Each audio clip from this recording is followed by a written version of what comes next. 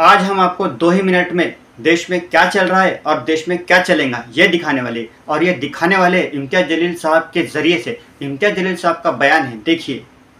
तर कोल्हापूरमध्ये हत्ती अंबानी साहेबांनी घेऊन गेले होते, पूर्ण समाज रस्त्यावर आला।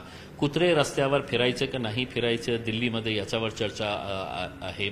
कबूतरला आपण अनाज देणार का नाही देणार हे मुंबईमध्ये चर्चा सुरू आहे। 15 ऑगस्टला मटण खाणार का आपण मुर्गी खाणार याच्यावर चर्चा सुरू आहे। आणि आता एक पाऊल पुढे जाऊन एका भारतीय जनता पार्टीने नेत्यांनी असं सांगितलेलं आहे, डुकरांची जयंती साजरी करायची आहे। म्हणजे तुम्ही विचार करा की सत्ताधारी पक्षातले नेते अशा प्रकारची भाषा वापरत असेल, अशा प्रकारचा सुझाव देत असेल तर किती खालच्या पातळीवर आपण गेलेले आहे याच्यातून स्पष्ट होतं।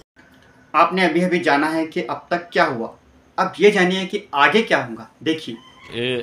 मी स्पष्टपणे सांगतो की आजचा मुद्दा काय असणार आहे। हे त्यांची जे थिंक टँक आहे, म्हणजे सत्तामध्ये बसलेले कोण आहे, भारतीय जनता पार्टी। त्यांची थिंक टँक कोण आहे तर आरएसएस आहे। आरएसएस वाले हे त्यांना आजचा एजेंडा देतं की आज मीडियामध्ये आपल्याला हे चालवायचं आहे। तर कोणीतरी एखाद मंत्री उभे राहतो, कोणतरी एक नेता उभे राहतो आणि अशा प्रकारचा फालतू स्टेटमेंट करतो आणि दिवसभर त्याच्यावर चर्चा होतो आणि रात्री प्राईम टाइम मध्ये ही गेस्टला बोलवून त्याच्यावरच चर्चा होतो। मग शेतकऱ्यांचा मुद्दा संपला, बेरोजगारीचा मुद्दा संपला।